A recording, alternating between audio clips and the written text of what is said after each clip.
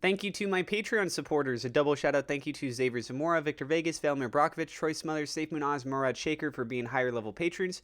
You could join that for as little as $1 a month. There's a link down in the description below.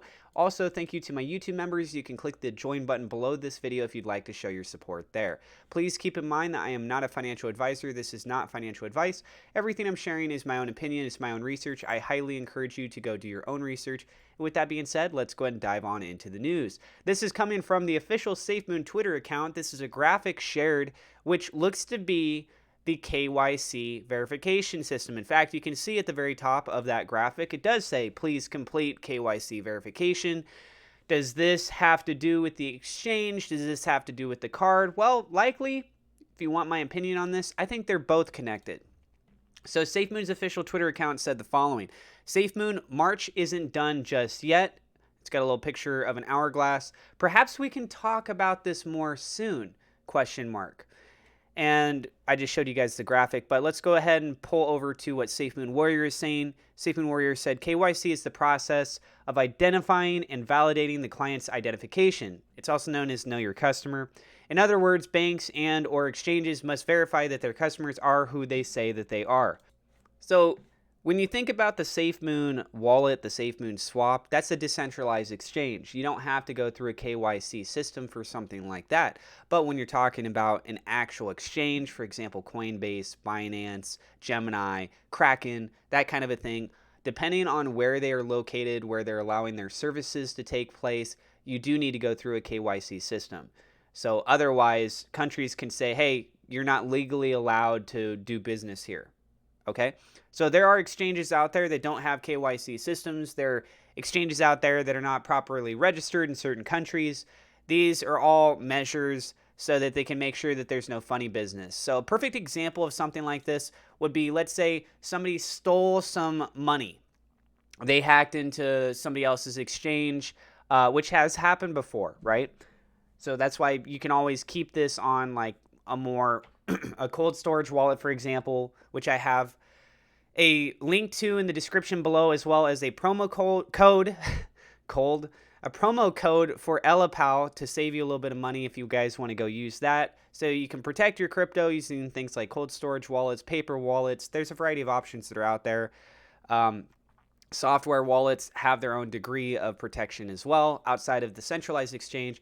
But just in this instance, let's say somebody stole some money through a hack through one of the centralized exchanges and they transferred it to a wallet, and then, well, they got to convert it back to fiat at some point, right? So if they try to convert it to an account that's on a centralized exchange, such as Coinbase, Kraken, Gemini, that kind of thing, they had to go through the KYC system. We know who they are. So there's a higher chance you could actually catch the people that are doing the bad things by having that information set up. Some people want to have total anonymity when it comes to cryptocurrencies, and I don't know what to tell you guys. If you want my opinion on this, but they probably wouldn't because they want the total anonymity. If you want my opinion on this, I think it's good that we have things in place to help catch the bad guys, to help stop these things, to help be able to get funds back from people who have had their money stolen, right? So it's just a precautionary step. It's something that is being highly moved forward in the regulatory space. And of these steps that we can see, the number one is personal information. Number two is your address. So in this phase, it shows it's about 50% completed. So, likely 25, 50, 75, 100%, right? And then you put in your street address, your city, state, province, or region, postal code / zip code, what country that you're in. And then the third step is your documents. Fourth step is verifying. Please complete KYC verification. You can go to the previous step or the next step.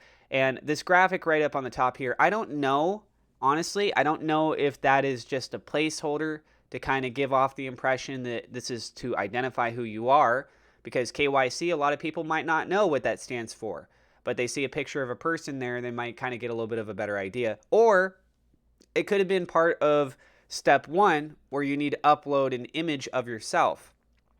So if you've never gone through centralized exchanges, a lot of times in order to verify that you are who you say you are, they will give you specific criteria. For example, a facial recognition software where you have to put your face and then rotate it. When it tells you to rotate, you got to be a certain distance from the camera. You also need to provide things like your driver's license, those sort of things. The driver's license, potentially, I don't know if they're going to ask for birth certificates or if they're going to ask for passport, something of that kind of nature is likely what you're going to see for a requirement in step 3 under documents. So be prepared for those sort of requirements moving forward. But this does sound like it's one step closer for the exchange. And as far as for the exchange launching this month, I don't think it's going to happen based on the stuff we heard before from John.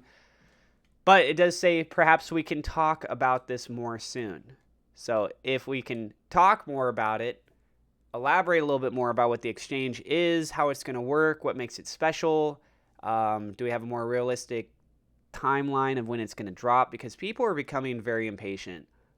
I'm not saying everyone, but yeah, there's a lot of people that are becoming very impatient. You're seeing people that are still selling off even at these incredibly low prices, which for a lot of people, they are looking at it as a discount and they're saying, hey, I'm going to go ahead and scoop up more. Let me know what you guys think about all this in the comments down below. I do have referral links if you want to get free crypto, free stock. Feel free to check that out. Thank you everyone for the birthday wishes yesterday.